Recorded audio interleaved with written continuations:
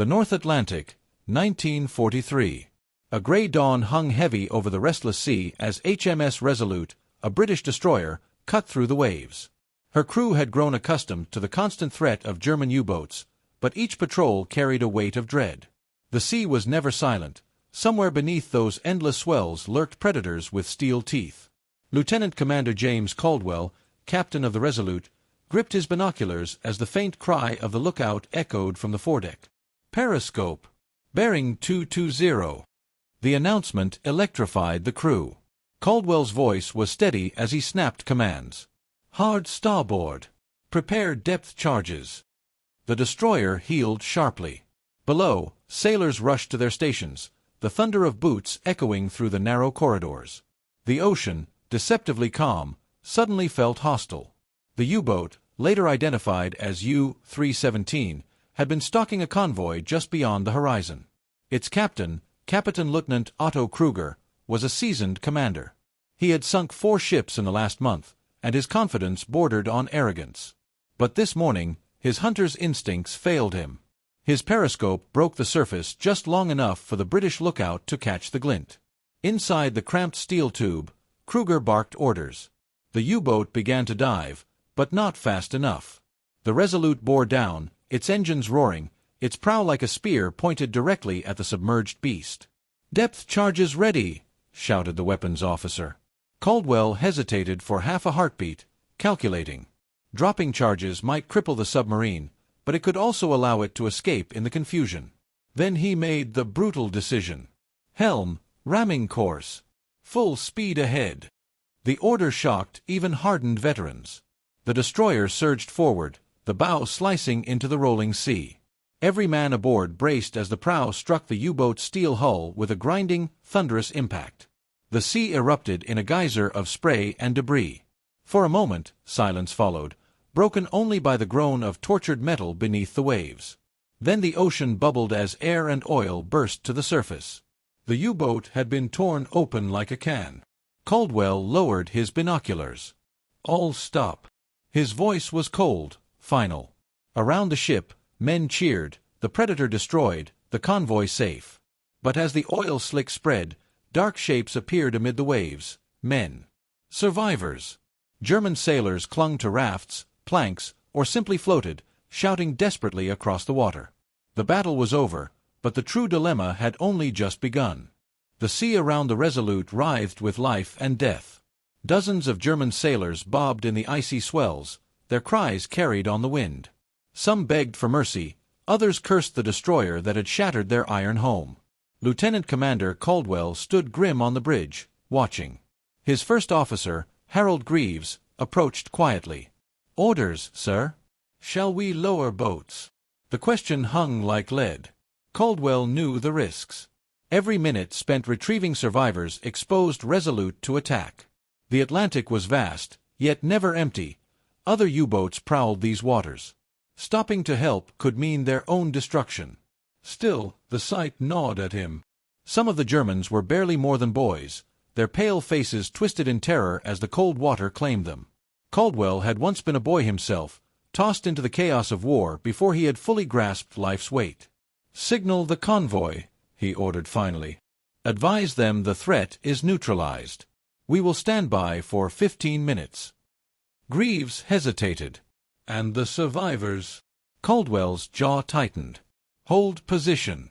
No boats in the water." "Not yet." Below decks, the crew murmured.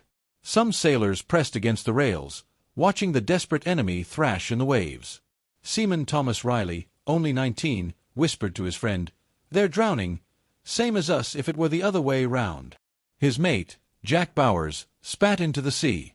"They'd give us no quarter. Don't waste pity on wolves." Minutes dragged. Caldwell's conscience wrestled with duty. He knew naval command discouraged rescuing U-boat crews. Too often, they carried pistols or grenades even in surrender. Too often, the rescue turned into ambush. But the human cries clawed at him. Kruger, the U-boat captain, bobbed in the water clinging to wreckage. Blood streamed from a cut across his temple, but his eyes blazed with defiance. He shouted in German, voice hoarse, "Feigling! Cowards! "Leave us to die, you devils!" Caldwell raised his binoculars. Their eyes met across the waves, two commanders, enemies bound by a mutual code of iron and survival. Caldwell almost admired the man's fury. The quartermaster spoke softly. "Sir, the men await your word." Caldwell breathed deeply, weighing humanity against survival. He had seen ships sunk, men roasted in oil fires, convoys torn apart. He knew what mercy could cost. At last, his decision came, harsh as steel. "Signal the convoy. Proceed. We resume escort duty. Engines ahead." A ripple of unease swept the deck as the destroyer's screws churned the sea. The Germans' cries grew fainter behind them, swallowed by the wind and the waves. Caldwell turned away from the rail, face carved from stone. The ocean had no room for pity. War demanded sacrifice, and sometimes it was mercy itself that had to drown. The convoy pressed on, gray freighters lumbering through the Atlantic mist. Behind them, the wreck of U-317 and its struggling crew faded into nothingness. But the weight of that choice lingered aboard the Resolute. Night fell. The mess hall buzzed with subdued voices. Seaman Riley pushed his food around his plate, his young eyes haunted. "They were just men," he muttered. "Dying out there. We could have saved some." Jack Bowers shot him a sharp look. "And risk a torpedo in our gut tomorrow? You think they'd save us if it were the other way?" The argument spread like sparks. Some sailors defended their captain's decision, others condemned it quietly. The destroyer felt divided, not by the battle they'd fought, but by the aftermath. Caldwell remained in his cabin, writing his report.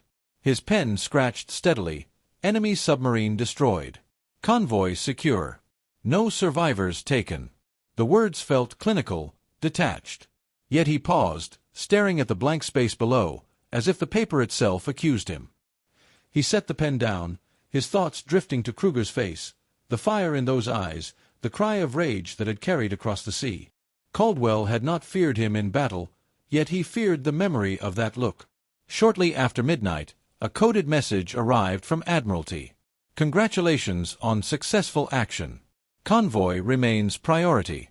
Do not endanger ship by engaging in unnecessary rescue operations." The message should have brought relief. Instead, it hollowed him further. He had done exactly as ordered, exactly as the system demanded. And yet, sleep would not come. At dawn, the sea offered no sign of the Germans. The Atlantic had swallowed its secrets.